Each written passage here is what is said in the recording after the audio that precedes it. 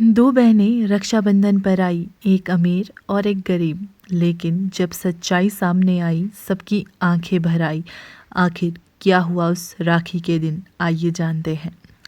रक्षाबंधन का दिन था। सुबह का सूरज धीमे धीमे सर उठा रहा था। शर्मा निवास के आंगन में हलचल शुरू हो चुकी थी। मिठाइयाँ बन रही थी, पूजा की थाली सज रही थी और घर की बहू मधु पूरे जोश में तैयारियों में लगी थी। इसी बीच दो बहनें घर के दरवाजे पर आई। एक थी रीना, जिसकी चूड़ियों की खनक भी सादगी से भरी थी, और दूसरी थी टीना, जिसकी चटक, ब्रांडेड साड़ी और मेकअप दूर से ही उसकी अमीरी बयां कर रहा था। दोनों शर्मा जी की बहनें थीं। एक गरीब मोहल्ले में रहती थी और दूसरी विदेश से आई थी। भाभी मधु ने दरवाज़ा खोला, पर मुस्कान सिर्फ टीना के लिए थी। रीना की तरफ देखते ही उसकी आंखों में ना अपनापन था, ना आदर, बस एक हल्की सी औपचारिकता। टीना को उन्होंने बड़े प्यार से गले लगाया, उसके लिए जूस मंगवाया, एयर कंडीशनर कमरे में बिठाया और पूछा, बहन जी आप थक गई होगी ना, चलिए मैं आपके पैरों की मसाज करवा देती हूँ। जबकि रीना को आंगन में बिठा दिया गया। गर्म पानी तक नहीं पूछा। रीना ने कुछ कहा नहीं, बस अपनी चप्पलों को ठीक करते हुए एक हल्की सी मुस्कान दे दी। भाई आया। दोनों बहनों ने राखी बांधी। टीना की राखी के साथ गिफ्ट्स के ढेर लग गए, लेटेस्ट फ़ोन, ब्रांडेड घड़ी और लिफाफा। लेकिन रीना को बस 500 रुपये का एक लिफाफा पकड़ा दिया गया, वो भी ऐसे जैसे कोई एहसान कर दिया हो। रीना ने धीरे से सर झुकाकर कहा, भाई मेरी दवाई चल रही है, थोड़ा और अगर। लेकिन बात पूरी होने से पहले ही भाभी बोल पड़ी, रे रीना दीदी, अब तो उम्र भी हो गई है, क्यों बार बार पैसे मांगती हो, हम दान नहीं देते हर साल। सब सन थे, रीना भी।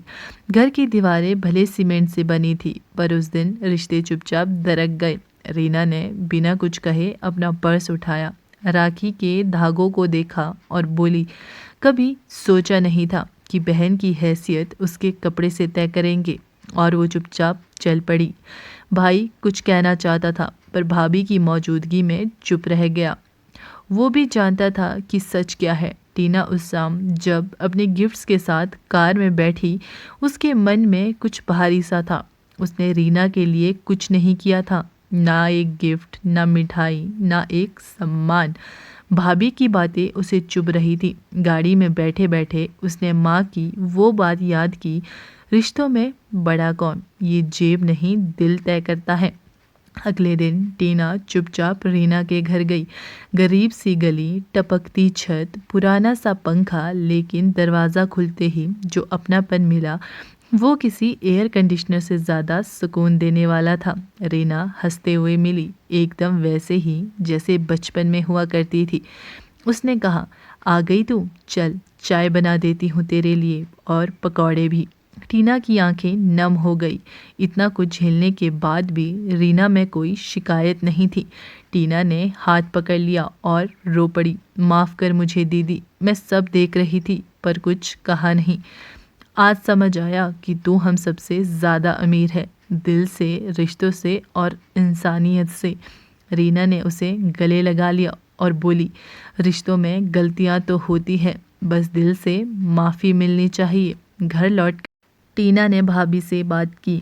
पहली बार आवाज़ में कठोरता थी। उसने कहा, भाभी अगली बार जब कोई रिश्ता आए दरवाजे पर, तो कपड़े मत देखना, उस धड़कते हुए दिल को देखना जो राखी लेकर आया है।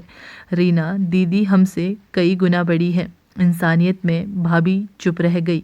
उसे अपनी गलती का एहसास हो चुका था। अगले रक्षाबंधन पर जब रीना घर आई, तो सबसे पहले भाभी ने उसके पैर छुए, मिठाई का डिब्बा और एक सुंदर सी नई साड़ी दी।